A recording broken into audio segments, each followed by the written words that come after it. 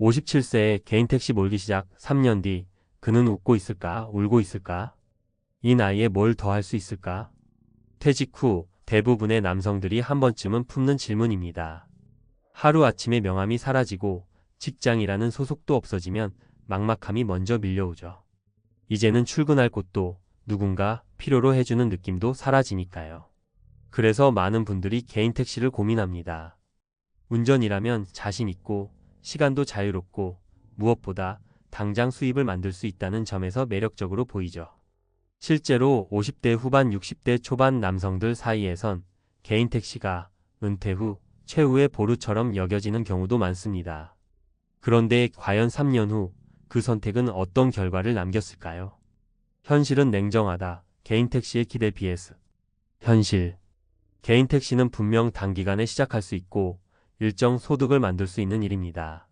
하지만 막상 해보면 생각보다 만만치 않다는 걸 금방 깨닫게 됩니다. 은퇴 후 자유롭게 살고 싶었던 기대와는 다르게 몸은 더 고돼지고 수입은 들쭉날쭉하며 인간관계는 줄어들고 외로움은 커지기 때문이죠. 실제 사례를 통해 그 현실을 살펴볼게요. 사례 1. 서울 강서구 57세 김호 씨 택시만 타면 손님은 줄고 허리는 무너졌다. 김 씨는 30년 가까이 중견기업에서 일하다 퇴직 후 바로 개인 택시 사업에 뛰어들었습니다. 면허비만 8천만 원 가까이 들었고 중고 택시를 사서 운행을 시작했죠. 처음엔 하루에 25만 원 정도 수익이 나오는 날도 있었어요. 그런데 6개월이 지나면서 상황이 달라졌습니다. 체력이 떨어지자 운전 시간이 줄었고 손님이 없을 땐 1시간 이상 길가에 멍하니 서 있어야 했습니다. 장시간 운전으로 허리 디스크가 생겨 병원도 자주 가게 됐고요. 돈은 들어오는데 내 몸이 먼저 망가지더라고요. 내가 이러려고 택시했나 싶었죠. 결국 2년 반 만에 택시를 접고 지방에 있는 소형마트 아르바이트로 전향했습니다. 수입은 반으로 줄었지만 마음은 훨씬 편하다고 합니다. 사례 2. 인천 부평구 59세 박오 씨 택시로 빚부터 갚고 지금은 웃을 수 있어요. 박 씨는 퇴직 당시 생활비와 자녀 교육비로 대출이 1억 넘게 있었습니다. 당장 돈을 벌 수 있는 일을 찾다 개인 택시를 선택했고 중고 면허와 차량을 리스 형식으로 시작했습니다. 하루 12시간씩 운전하며 3년간 죽기 살기로 일했고요. 초반엔 하루 순수익이 20만 원 정도, 한 달에 40만 450만 원 정도는 벌 수 있었다고 합니다. 생활비 줄이고 식사는 도시락 싸 다니며 해결하면서 대출을 갚아나갔고요. 그렇게 3년 만에 대출 거의 다 갚고 지금은 오전에만 운전하고 오후엔 손자 봐주러 간다고 합니다. 진짜 힘들었어요. 그래도 그때 안 했으면 빚 때문에 인생 무너졌을 겁니다. 지금은 조금 웃을 수 있죠. 사례 3. 경기 수원 60세 이호 씨 수입보다 외로움이 더 힘들었어요. 이 씨는 직장에서 조기 퇴직한 후 혼자서 조용히 택시를 시작했습니다. 워낙 말수가 적고 혼자 있는 걸 좋아했기에 괜찮을 줄 알았대요. 그런데 하루 종일 손님 기다리며 보내는 시간이 너무 외로웠다고 합니다. 택시 운전이라는 게 사람 많이 만날 것 같지만 대부분은 무관심이에요. 말도 안 섞고 인사도 안 해요. 가족은 다 출가하고 아내와도 대화가 줄자 점점 무기력해졌고 우울감도 생겼다고 합니다. 결국 1년 반 만에 개인 택시는 접고 지역 복지센터에서 상담 봉사일을 하며 활력을 되찾고 있습니다. 그럼에도 불구하고 개인 택시가 가진 가능성. 물론 개인 택시가 무조건 나쁘다는 건 아닙니다. 은퇴 후 정기 수입이 필요한 분들에겐 매력적인 대안이 될 수 있어요. 특히 운전을 좋아하고 시간 관리를 스스로 잘할 수 있는 사람이라면 꽤 괜찮은 선택이 될 수 있습니다. 하지만 이 일을 마지막 희망이나 편한 일로 생각하고 들어가면 실망이 클 수밖에 없습니다. 다음 3가지는 꼭 체크해 보셔야 해요. 은퇴 후 개인 택시 시작 전 반드시 점검할 3가지. 1. 체력과 건강을 관리할 수 있는가? 장시간 운전은 척추, 눈, 무릎에 큰 부담을 줍니다. 평소 운동 습관이 없었다면 시작하기 전부터 준비가 필요합니다. 2. 고정 비용과 수입 구조를 정확히 이해하고 있는가? 면허 구입비, 차량 유지비, 보험료, 유류비, 수수료 등 고정비가 많습니다. 하루에 얼마를 벌어야 순수익이 나는지 손익분기점을 계산하고 들어가야 합니다. 3. 고립감과 외로움을 이겨낼 수 있는가? 혼자 보내는 시간이 많기 때문에 외로움에 약한 사람은 심리적 위기를 겪을 수 있습니다. 택시 일 외에 다른 소통 활동이나 취미가 있어야 버틸 수 있습니다. 마무리하며 은퇴 후 일자리, 자신에게 맞는 형태가 중요하다. 개인 택시는 누군가에겐 벼랑 끝에서 인생을 다시 일으킨 기회였고, 누군가에겐 몸과 마음을 소진시키는 힘겨운 시간이었습니다. 결국 중요한 건 자신에게 맞는 은퇴 후 일자리의 형태를 찾는 것입니다. 혼자서 묵묵히 하는 일이 맞는 사람, 누구와 함께 소통하며 일하는 게 좋은 사람, 돈보다 시간과 자유가 더 중요한 사람마다 다르거든요. 남들이 하니까 나도 해봐야지라는 접근은 은퇴 후 삶을 더 힘들게 할 수 있어요. 이제는 남이 정해준 길이 아닌 내가 선택하고 책임지는 길을 만들어가야 할 때입니다. 당신에게 3년 후 웃고 있을 선택은 어떤 것인가요? 전문가 칼럼 은퇴 후 무엇을 하느냐보다 더 중요한 질문 나는 어떤 사람인가? 57세에 개인 택시를 시작한 김 씨의 사례에서 보았듯 은퇴 후 일자리는 단순히 돈을 버는 수단만이 아닙니다. 그것은 곧 삶의 방식, 정체성, 건강, 심리 상태와도 깊이 연결되어 있습니다. 그런데 대부분의 사람들이 은퇴 후 일자리를 선택할 때 가장 먼저 생각하는 건 수입입니다. 하지만 그보다 먼저 점검해야 할 것이 있습니다. 바로 자기 자신에 대한 이해입니다. 왜 자기의 셀프 마이너스 언더스탠딩가 중요한가? 1. 은퇴 후의 삶은 직업이 아닌 라이프 스타일이다. 직장인 시절엔 회사가 일상을 결정해 줍니다. 출퇴근 시간, 역할, 책임, 보상까지 정해진 틀 안에서 움직입니다. 하지만 은퇴 후에는 이 모든 걸 스스로 결정해야 합니다. 일하는 시간, 방식, 수입의 구조뿐만 아니라 그 일을 하며 어떤 정서적 만족을 얻을 수 있는가까지 고려해야 하죠. 뇌과학자 데이비드 라크는 인간이 행복을 느끼기 위해 필요한 5가지 요소를 SCARF 모델로 정리했는데요. 그중 핵심은 자율성 오타너믹과 소속 가마리엘 ATDNESS입니다. 즉, 은퇴 후 일을 선택할 때는 내가 주도권을 가질 수 있는가, 그리고 그 일이 사회와 연결된 느낌을 주는가가 중요한 기준이 됩니다. 2. 자기의 부족은 우울증과 심리적 고립을 부른다. 하버드 대학의 75년 장기 연구인 행복 연구 그랜트 앤드 글루크 스터디에 따르면 인간의 행복은 돈이나 성공이 아니라 좋은 인간관계와 자기 수용에서 비롯된다고 말합니다. 그런데 은퇴 후 많은 사람들이 이전의 사회적 정체성을 잃은 상태에서 갑자기 새로운 일을 시작합니다. 이때 나는 누구인가, 나는 어떤 방식으로 일할 때 에너지를 얻는가에 대한 인식 없이 선택한 일은 오히려 자신을 더 외롭게 만들고 심리적 고립을 초래할 수 있습니다. 예컨대 내향적인 사람이 하루 12시간 낯선 사람을 상대하는 택시 업무를 한다면 수입보다 심리적 소진이 훨씬 빨리 다가오게 됩니다. 3. 체력과 정신력은 일의 방식에 따라 소모도가 다르다. 개인 택시처럼 장시간 운전이 필요한 일은 허리 눈관 절집 중력을 많이 사용합니다. 그런데 나이가 들면 근육량이 줄고 시야각이 좁아지며 반응 속도도 느려지는 것이 과학적으로 입증되어 있습니다. 서울 아산병원의 연구에 따르면 60세 이후 운전자들의 뇌 반응 속도는 평균 30% 감소하며 장시간 운전 시 허리 디스크 위험이 2배 이상 증가한다고 합니다. 따라서 자신의 건강 상태, 수면 패턴, 운동 습관까지 종합적으로 고려한 일 선택이 중요합니다. 단순히 운전 잘하니까가 기준이 될 수 없는 이유입니다. 나에게 맞는 은퇴 후 일 어떻게 찾을 수 있을까? 1. 나는 어떤 환경에서 일할 때 편안한가? 를 물어보자. 혼자 일하는 게 익숙한가? 팀 안에서 움직일 때 에너지가 생기는가? 고정된 장소가 좋은가? 이동하면서 일하는 게 맞는가? 몸을 쓰는 게 편한가? 머리를 쓰는 게 익숙한가?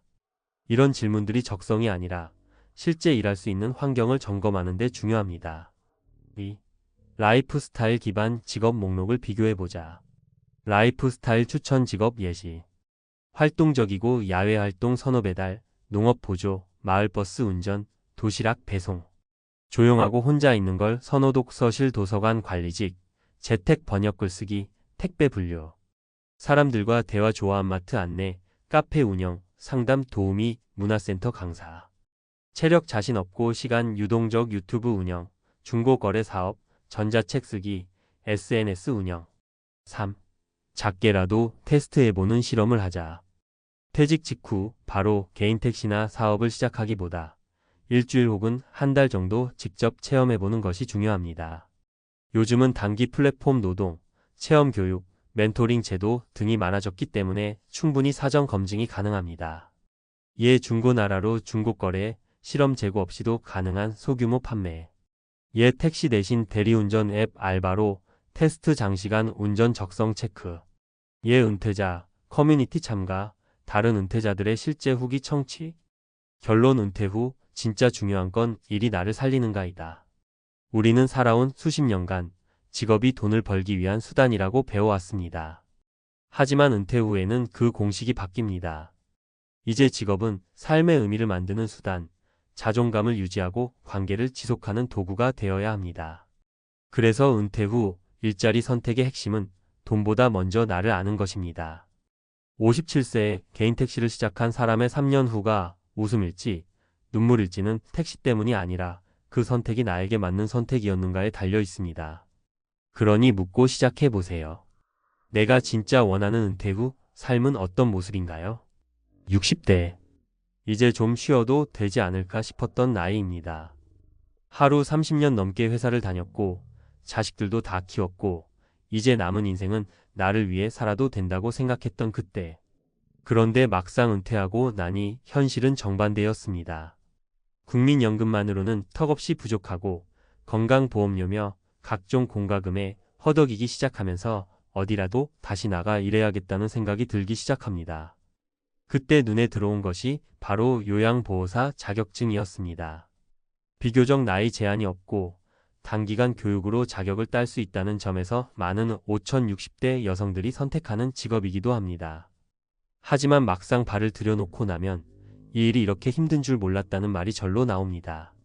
오늘은 은퇴 후 요양보호사라는 이름으로 다시 일터에 나선 60대들의 현실을 실제 사례 3가지와 함께 깊이 들여다보려 합니다. 그리고 이 일이 단순히 돈의 문제가 아니라 노후를 어떤 자세로 맞이해야 할지에 대한 이야기이기도 합니다. 요양보호사라는 직업, 은퇴자들에게 왜 인기일까? 요양보호사는 주로 고령의 환자나 치매 어르신을 돌보는 일을 합니다. 병원, 요양원, 방문요양센터 등 근무처도 다양하고 풀타임은 물론 파트타임도 가능하기 때문에 유연하게 일할 수 있습니다. 게다가 자격증 취득이 상대적으로 쉽고 정년이 사실상 없다는 점은 은퇴자들에게 꽤 매력적인 조건이 됩니다. 그러나 문제는 생각보다 훨씬 힘들다는 것, 그리고 감정 노동의 강도가 너무 높다는 점입니다. 특히 체력이 떨어지는 60대 여성들에게는 반복되는 이동, 육체 노동, 때로는 환자의 폭언까지 감당해야 하는 일이 되어버립니다. 사례일 백화점 정년 퇴직 후 기저귀를 갈게 될 줄 몰랐어요. 최정순 63세. 최정순 씨는 대형 백화점에서 30년간 근무했습니다. 정년 퇴직을 앞두고 앞으로는 여행이나 다니면서 살아야지 했지만 퇴직 후 6개월 만에 통장 잔고가 바닥나는 걸 보며 깜짝 놀랐습니다. 그때 딱 생각난 게 요양보호사 자격증이었어요. 한 달 교육받고 바로 취업했죠. 그런데 첫날부터 충격이었습니다. 환자 기저귀 가는 일, 욕창 닦는 일 감정적으로 너무 힘들더라고요. 하지만 그녀는 여전히 그 일을 계속하고 있습니다. 이유는 단순합니다. 쉴 수 없어서요. 지금도 일 안 하면 매달 적자예요. 사례의 치매 어르신한테 맞았어요. 그날 많이 울었습니다. 김정혜 66세. 김정혜 씨는 이혼 후 혼자 살아왔고 자녀들도 모두 독립한 상태입니다. 60이 넘고 나니 번듯한 회사 취직은 불가능했고 방문요양 일자리부터 알아봤습니다. 어르신 한 분은 치매가 심하셨어요. 제가 밥을 떠먹여 드리려다 맞은 적도 있었고 온갖 욕을 다 들었습니다. 내가 우리 집 안방에 들어와? 이러는데 진짜 참기 힘들었어요. 그래도 그녀는 자존심을 접고 계속 일합니다. 일당 46만 원 수준이지만 주 4일만 일해도 생계에는 보탬이 되기 때문입니다. 남들 눈엔 허드렛을 갖겠지만 이게 제 노후를 버텨주는 밧줄이에요. 이거라도 없으면 무너져요. 사례 3 우리 부부는 둘 다 요양보호사입니다. 마이너스 박영호 68세. 박영호 씨는 은퇴 후 아내와 함께 요양보호사 자격증을 따고 둘이 같은 요양원에 근무하고 있습니다. 부부가 함께 일하면 서로 감정적으로 의지할 수 있어 덜 힘들다고 했지만 체력적으로는 여전히 버겁다고 합니다. 아내가 허리 디스크가 있어서 요즘은 제가 대부분 체위 변경을 해요. 밤새 근무하는 날은 둘 다 초췌하죠. 그럼에도 불구하고 두 사람은 이 일을 소중하게 여깁니다. 은퇴하고 나서도 누군가에게 필요한 사람이 될 수 있다는 게 고맙다고 말합니다. 단순히 돈의 문제가 아니라 삶의 존재감과 역할감을 느낄 수 있다는 점에서 요양보호사 일을 은퇴 후 제2의 사명으로 여기고 있습니다. 전문가 조언 요양보호사 1. 은퇴자에게 맞을까? 은퇴 후 요양보호사를 고민하는 분들께 전문가들은 이렇게 조언합니다. 체력과 정신력 모두 준비되어 있어야 한다. 이 일은 결코 가볍지 않습니다. 특히 치매 환자나 중증 환자를 상대할 경우 감정적으로 지칠 수밖에 없습니다. 소명의식이 있어야 오래 버틸 수 있다. 단순히 돈을 벌겠다는 목적이면 중도에 포기하는 경우가 많습니다. 돌봄 노동에 대한 존중과 이해가 필요합니다. 근무 환경과 고용 안정성에 대한 확인이 중요하다. 요양기관마다 급여와 근무 조건이 크게 다릅니다. 면접 전에 철저히 비교하고 확인하는 것이 좋습니다. 마무리 요양보호사라는 노후 생존직. 60대에 다시 일자리를 찾는다는 건 쉽지 않은 일입니다. 선택지가 많지 않고 체력은 예전 같지 않기 때문입니다. 그 와중에 요양보호사는 그나마 가능한 직업입니다. 하지만 가능하다고 해서 쉽거나 만만한 건 절대 아닙니다.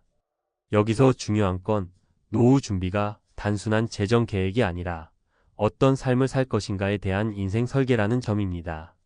요양보호사라는 직업은 그 현실을 가장 극명하게 보여주는 사례입니다.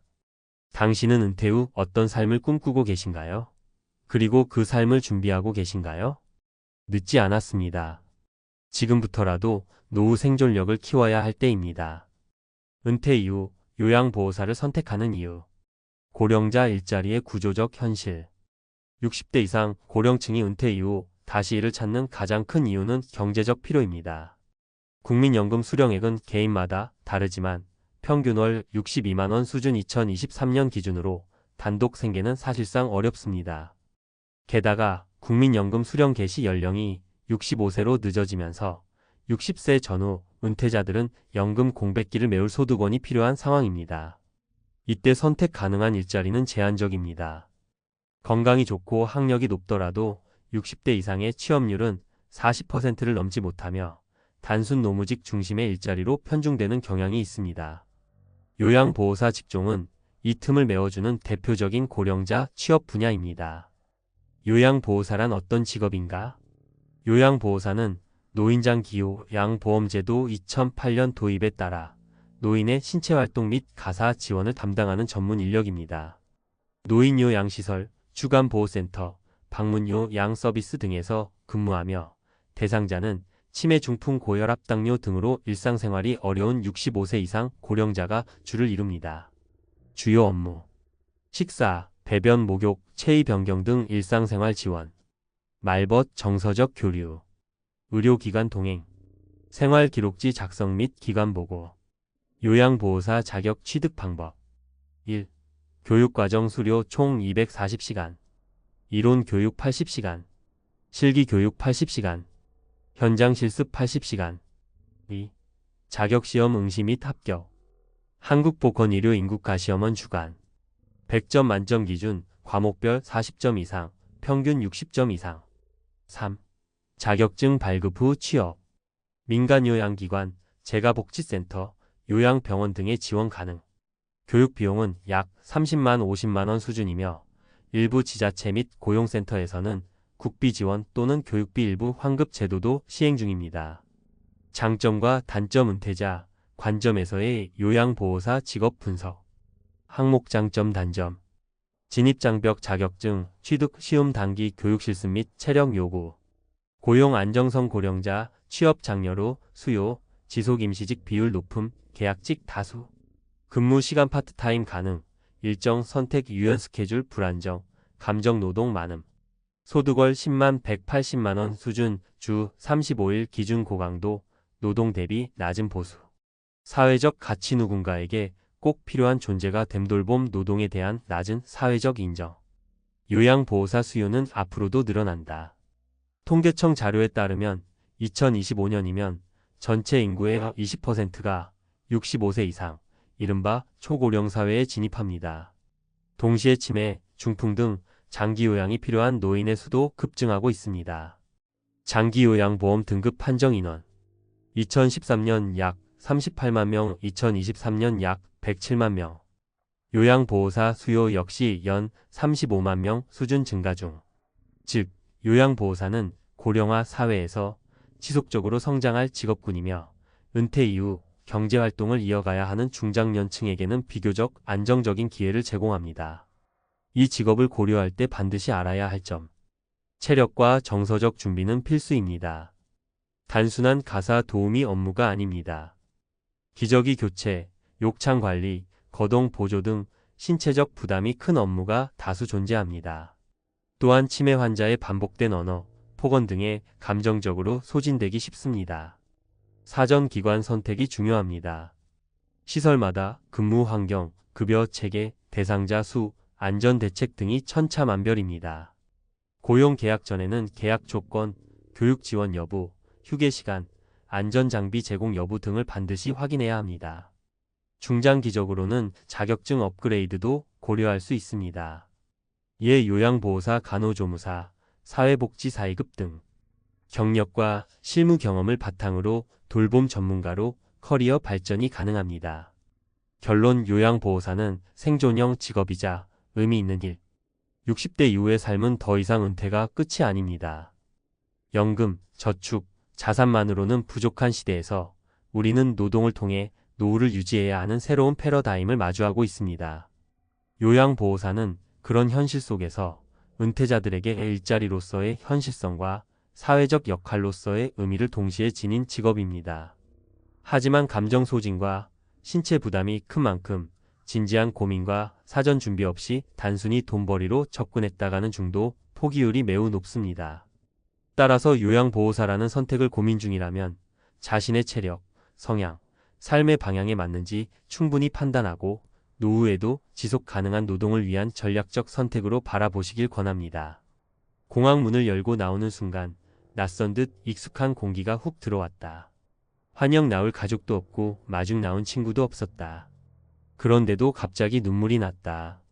이건 실제로 30년 넘게 미국에서 살아온 한 교포분이 한국으로 귀국하던 날 제게 들려준 이야기입니다. 은퇴하면 고향으로 돌아가겠다는 말 많은 교포분들이 하십니다. 하지만 막상 돌아와 보면 우리가 그리는 고향은 기억 속의 고향일 뿐 현실은 너무도 다르다는 걸 실감하죠. 이번 글에서는 은퇴 후 미국에서 한국으로 귀국한 30년 교포의 진짜 고민과 반전의 현실, 그리고 같은 상황에 있는 분들이 무엇을 고려하고 준비해야 하는지에 대해 이야기해 보려 합니다. 실제 사례 3가지를 통해 더 구체적이고 현실감 있게 풀어드릴게요. 왜 많은 교포들이 은퇴 후 한국행을 선택할까? 미국에서 수십 년 살아도 마음속에 남은 정서는 한국 사람입니다. 특히 나이가 들고 은퇴를 맞이하면 더더욱 이제는 고향에서 여생을 보내야겠다는 생각이 강해지죠. 의료비 부담, 외로움, 정체성의 혼란, 그리고 언어 장벽. 이 모든 걸 고려할 때 차라리 한국으로 돌아가자는 결정을 내리는 분들이 많습니다. 하지만 진짜 중요한 질문은 이겁니다. 한국은 여전히 내가 기억하던 그 한국일까? 사례 1. 고향이라 믿었는데 낯선 나라가 되어 있었습니다. 67세 남성, 뉴욕 30년 거주 후 귀국. 김진수 씨는 뉴욕에서 30년간 세탁소를 운영하고 은퇴 후엔 한국행을 택했습니다. 한국 돌아가면 마음도 편하고 음식도 입에 맞고 친구도 있으니까라고 했죠. 하지만 막상 도착하자 큰 벽에 부딪혔습니다. 의료보험 시스템은 전혀 익숙하지 않았고 은행 업무나 공공서비스 이용도 앱 기반으로 바뀌어 있어 적응이 힘들었습니다. 결정적으로 친구들은 이미 인연이 끊겼거나 병석에 있거나 외국으로 떠났더라고요. 내가 떠났던 1990년대의 한국이 아니더라고요. 고향이 맞는데 고향이 아니었어요. 결국 김 씨는 1년 만에 다시 뉴욕으로 돌아갔습니다. 정서적 향수만으로 돌아오기엔 현실의 장벽이 너무 컸던 겁니다. 사례 은퇴자금 한국에선 한 달도 못 갔어요. 62세 여성 캘리포니아 생활 후 귀국. 이정화 씨는 미국에서 일하며 은퇴 자금을 약 30만 달러 정도 준비했습니다. 한국 오면 작은 집 전세 얻고 노후는 여유롭다고 생각했죠. 하지만 현실은 전세금만으로 절반이 날아가고 예상보다 높은 생활비, 부모 병간호와 자녀 지원 등으로 지출은 매달 빠듯. 게다가 미국에선 공짜였던 의료 시스템이 한국에선 부담스럽게 다가왔습니다. 한국 물가가 이렇게 비싼 줄 몰랐어요. 미국보다 싸겠지 했는데 천만에요. 그녀는 결국 경기도 외곽의 원룸으로 이사했고 국민연금도 없어서 구직 활동을 다시 시작했습니다. 사례 3. 외로워서 돌아왔는데 더 외로웠어요. 70세 남성 시애틀 거주 후 귀국. 정영훈 씨는 아내와 사별한 뒤 혼자 남은 미국 생활이 버거워져 귀국을 선택했습니다. 한국에선 동창도 있고 가족도 있고 말도 통하니까 외롭지 않으리라 기대했죠. 하지만 돌아오자 자녀는 바빴고 친구는 연락이 끊겼거나 미국물 먹은 사람이라며 거리감을 느꼈습니다. 혼자 있는 시간이 오히려 더 많아졌고 동네 분위기조차 어색하게 느껴졌습니다. 내가 왜 돌아왔나 싶을 정도로 미국보다 더 고립된 느낌이었어요. 은퇴 후 귀국을 고려한다면 반드시 점검할 3가지. 1. 한국에서의 생활비 구조와 물가 확인. 미국보다 한국이 싸다고 생각하는 건 착각입니다. 특히 전세자금, 건강보험, 식료품, 교통비까지 계산해보면 의외로 비싸게 느껴질 수 있습니다. 2. 사회적 네트워크 존재 여부. 친구, 친척, 동문회, 교회 등 지속 가능한 인간관계가 있는지 따져봐야 합니다. 없으면 고립감이 미국보다 더 심해질 수 있습니다. 3. 건강의료 시스템에 대한 이해. 미국의 메디케어와는 전혀 다른 건강보험 체계에 적응이 필요합니다. 병원비와 약값은 생각보다 높으며 건강보험료도 소득에 따라 크게 다릅니다. 결론 감정이 아닌 현실 계산이 필요합니다. 고향이라는 감정은 따뜻하지만 은퇴 후의 삶은 감정만으로는 살 수 없습니다. 어디에 살아야 행복할지 고민된다면 익숙함보다 현재의 나에게 맞는 환경을 기준으로 판단해야 합니다. 한국이든 미국이든 또는 제3의 국가든 중요한 건 재정, 건강, 인간관계, 삶의 만족도라는 4가지 축입니다. 김진수 씨가 말하던 한마디가 기억납니다. 고향이란 건 결국 내가 잘 살아야 느껴지는 거더라. 미국 30년 살고 돌아온 날 왜 눈물이 났을까? 은퇴 후 선택한 한국 그 후의 반전. 들어가며 미국에서 수십 년간 이민자로 살며 정착한 교포들이 은퇴를 맞이했을 때 가장 흔히 마주하는 고민은 은퇴 후 어디서 살아야 할까? 입니다. 많은 이들이 고국인 한국으로 돌아가는 선택을 고려합니다. 특히 언어, 문화, 정서적으로 편하다는 이유가 가장 큽니다. 그러나 그 선택은 단지 향수에서 출발해서는 안 됩니다. 정확한 정보, 철저한 준비, 냉정한 현실 인식이 필요합니다. 본 칼럼에서는 은퇴 후 귀국을 선택한 미국 교포들의 실제 사례를 통해 귀국 시 고려해야 할 핵심 요소와 사전 준비 전략을 제시합니다. 1. 귀국을 고려하는 주요 동기. 의료비에 대한 부담. 미국은 고령자 의료비 부담이 크며 메디케어 외에도 사보험 비용이 적지 않습니다. 한국의 상대적으로 저렴한 의료 서비스는 큰 유인 요인입니다. 사회적 고립감. 노년기 미국 생활은 외로움을 심화시킬 수 있습니다. 특히 배우자를 잃거나 자녀들이 멀리 떨어져 있으면 사회적 연결망이 부족해집니다. 정서적 향수.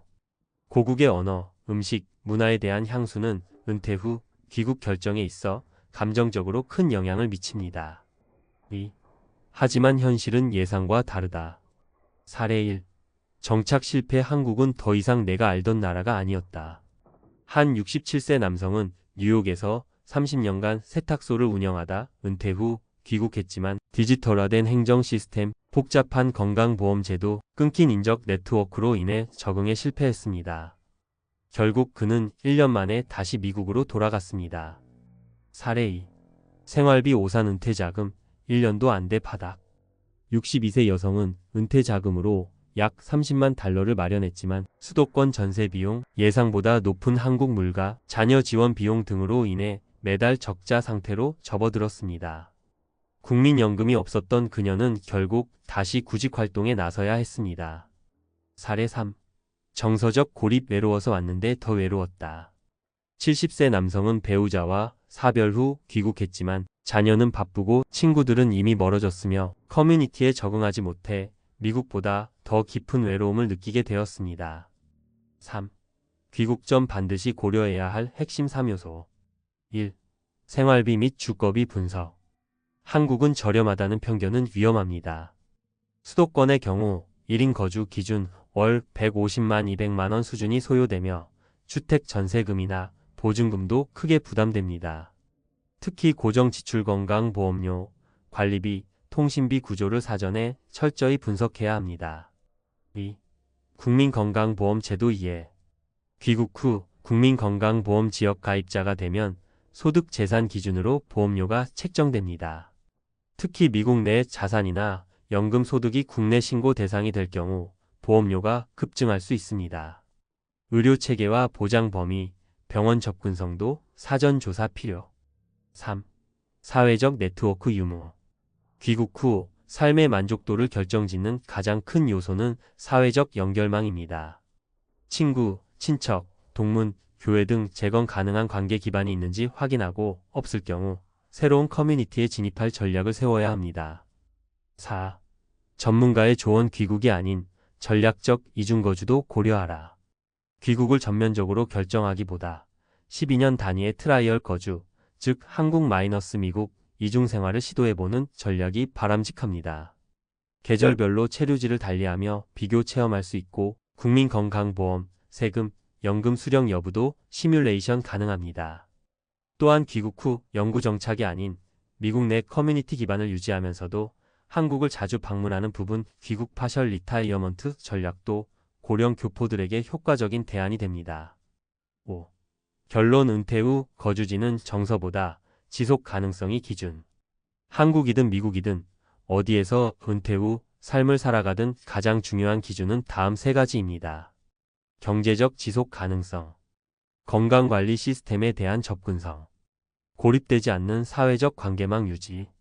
고향에 대한 향수는 강력한 감정적 동기이지만 냉정한 현실을 바탕으로 한 전략적 판단이 무엇보다 중요합니다. 요약 정리.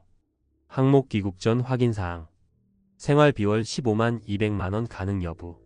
건강보험 지역 가입자, 전환 시 예상 보험료 계산. 주거 전세월 세 비용과 지역 선정.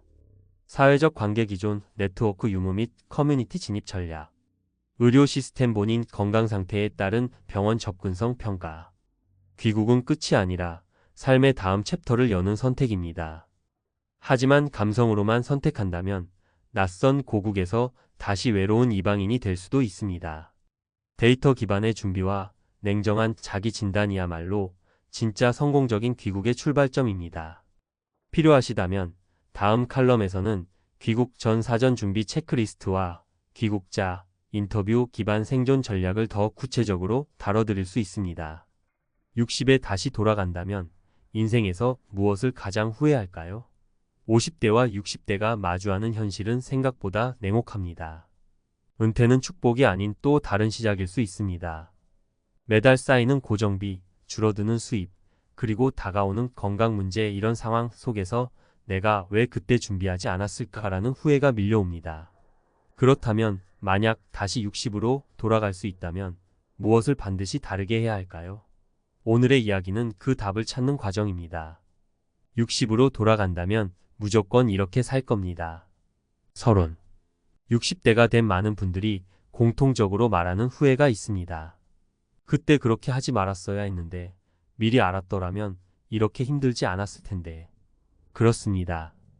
은퇴는 단순히 직장을 떠나는 일이 아닙니다. 그것은 삶의 새로운 국면이고 준비되지 않으면 오히려 막막한 현실에 부딪히게 됩니다. 만약 제가 60으로 다시 돌아갈 수 있다면 반드시 바꿀 3가지를 이야기하려 합니다. 이 이야기가 여러분의 선택에 작은 힌트가 되길 바랍니다. 1. 건강은 사치가 아닙니다. 미리 투자했더라면.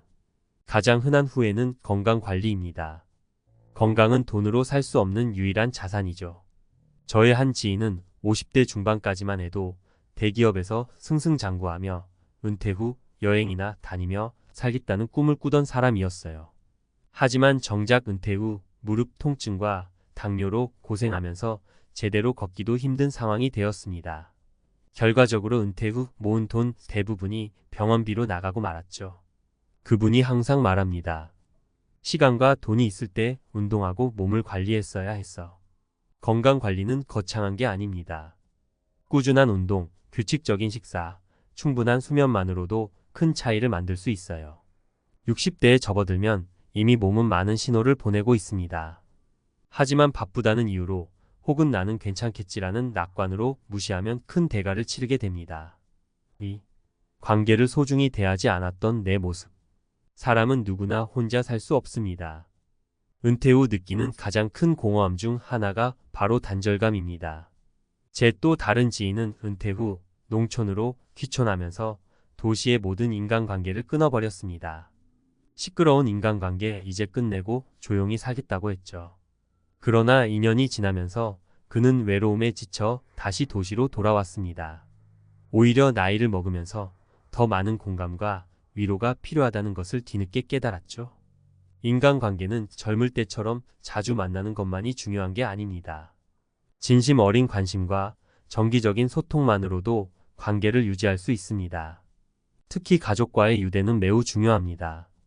일 때문에 아이들과 시간을 보내지 못했다고 후회하는 분들이 많습니다.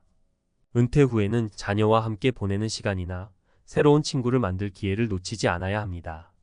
3. 경제적 자유를 향한 계획, 조금 더 현실적이었다면. 마지막으로 경제적 자유에 대한 문제입니다. 50대 중반부터 재정 계획을 세우지 않는다면 은퇴 후의 삶은 상상보다 더 힘들어질 수 있습니다. 제 주변의 한 분은 집 한 채만 있으면 노후는 편안할 거야 라는 생각으로 주택에만 올인하셨습니다. 하지만 정작 은퇴 후 매달 나가는 공과금, 유지비, 생활비 앞에서 그 집이 오히려 촉새가 되었습니다. 결국 60대 후반에 집을 팔고 작은 임대주택으로 이사하면서야 숨통이 트였죠. 저라면 50대에 들어서자마자 안정적인 현금 흐름을 만드는 데 집중했을 겁니다. 단순히 연금을 믿기보다는 작게라도 매달 일정 금액이 들어오는 투자나 사업을 구상했어야 한다는 거죠. 특히 요즘은 60대도 다양한 방법으로 소득을 창출할 수 있습니다. 유튜브를 운영하거나 온라인 강의를 열거나 작은 자격증으로 부업을 시작하는 것도 좋은 방법입니다. 결론. 50대와 60대는 새로운 인생의 전환점입니다. 은퇴를 두려워하는 것이 아니라 기회로 삼기 위해서는 건강, 관계, 경제적 자유에 대한 철저한 준비가 필요합니다. 제가 다시 60으로 돌아간다면 이 3가지를 철저히 준비하며 살았을 겁니다. 여러분도 늦었다고 생각하지 마세요. 지금이 바로 여러분의 미래를 바꿀 순간입니다. 60으로 돌아간다면 무조건 이렇게 살 겁니다. 마이너스 전문가 칼럼. 서론 은퇴 후 상상 이상으로 힘든 현실. 은퇴가 다가오면서 우리는 무언가 큰 변화가 일어날 것이라고 기대합니다. 이제 여유롭게 살겠다. 평생 여행 다니며 지내야지 하는 생각을 많이 하죠. 하지만 실제로 은퇴 후의 삶은 우리가 상상한 것과 많이 다릅니다. 경제적인 불안정성, 신체의 변화, 사회적 고립 등 여러 가지 현실적인 문제들이 하나둘씩 찾아옵니다. 이 모든 것을 막기 위해서는 미리 준비를 해야 한다는 사실을 은퇴 후에 깨닫는 사람들이 많습니다. 만약 다시 60으로 돌아갈 수 있다면 저는 다음과 같은 3가지를 확실히 바꾸려고 합니다. 여러분도 꼭 이 조언을 마음에 새기시길 바랍니다. 1. 건강은 나중이 아니라 지금이다. 많은 사람들이 나중에 운동할 거야 또는 이제 나이가 있으니 운동은 과도할 것 같아라고 생각합니다. 하지만 은퇴 후 혹은 60대에 접어든 사람들에게 가장 중요한 자산은 건강입니다. 60대부터는 몸이 급격하게 변하기 시작합니다. 관절, 근육, 심장 등 우리의 몸은 젊을 때와 달리 더 많은 신경을 써야 하고 소홀히 하면 그 대가는 굉장히 큽니다. 제가 만난 한 분은 50대 초반까지도 아주 활발하게 일하셨습니다. 하지만 어느 날 갑자기 건강이 나빠지며 평소 즐겨하던 운동도 산책도 못하게 되었고 결국 60대 중반에는 외출도 제대로 하지 못하는 상태가 되었습니다. 그분은 당시 이렇게 말했습니다. 젊을 때 운동을 꾸준히 했더라면 이런 일은 없었을 거야. 은퇴 후의 삶이 아무리 여유롭다 해도 건강을 지키지 않으면 그 여유는 오래가지 않습니다. 우리 몸은 시간이 지나면서 변화하고 그 변화는 점차 불가역적으로 나타납니다. 무릎이나 허리, 어깨 등의 통증은 50대 중반부터 나타나기 시작하고 60대가 되면 더 심해집니다. 그런 몸 상태에서 아무것도 하지 않으면 결국 일상적인 생활도 힘들어질 수 있습니다. 그래서 저는 50대부터 꾸준히 운동을 시작했어야 했고 작은 목표라도 세워서 건강을 관리했어야 했다고 생각합니다. 그렇다면 지금은 어떤 방법을 취해야 할까요? 첫 번째는 무리하지 않고 규칙적인 운동을 하는 것입니다. 걷기, 요가, 스트레칭, 자전거 타기 등 간단한 운동이라도 꾸준히 하는 것이 중요합니다. 또 중요한 건 운동만큼 식단도 중요합니다. 몸에 좋은 음식을 골고루 섭취하고 영양소를 충분히 공급받는 식습관을 만들어야 합니다. 2. 인간관계를 소홀히 하지 말자. 은퇴 후 외로움을 막는 법? 은퇴 후의 가장 큰 문제 중 하나는 사회적 고립입니다.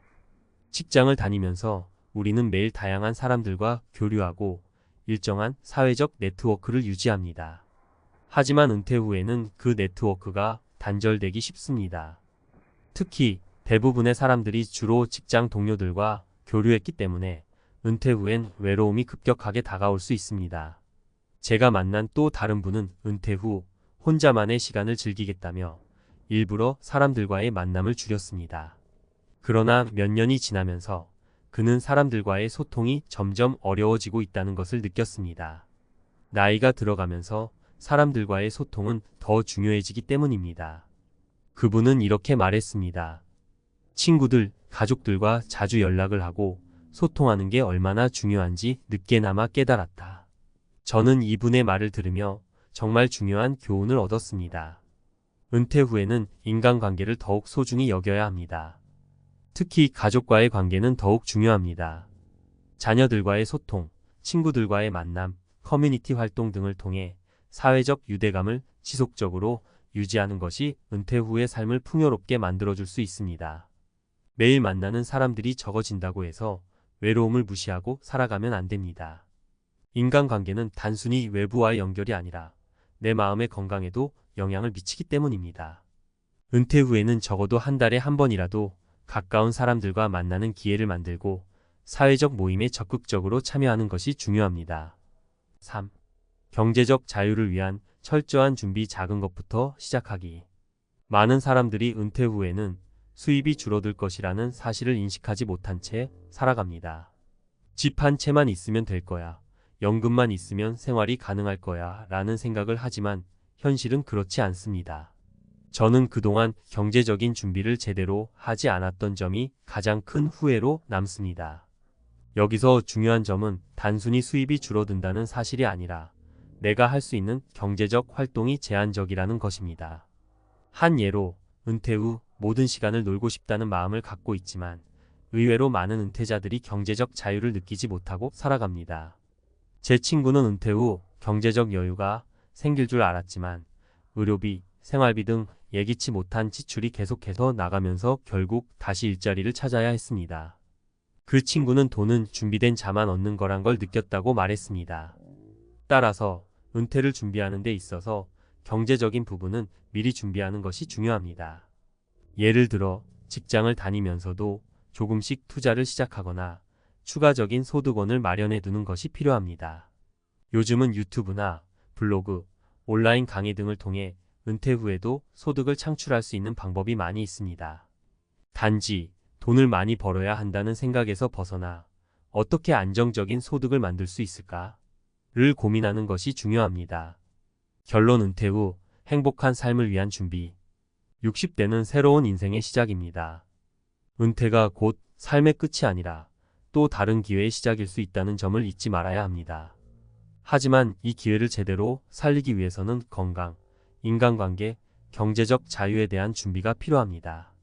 이 세 가지를 미리 준비하고 꾸준히 실천하며 살았다면 은퇴 후에는 더 행복하고 자유로운 삶을 누릴 수 있습니다. 60으로 돌아간다면 저도 분명히 그때 그 일을 더 빨리 시작했을 겁니다. 지금 이 글을 읽고 있는 여러분도 더 늦지 않았습니다. 지금 바로 건강, 인간관계, 경제적 준비를 시작하세요. 여러분의 미래는 여러분의 손에 달려 있습니다.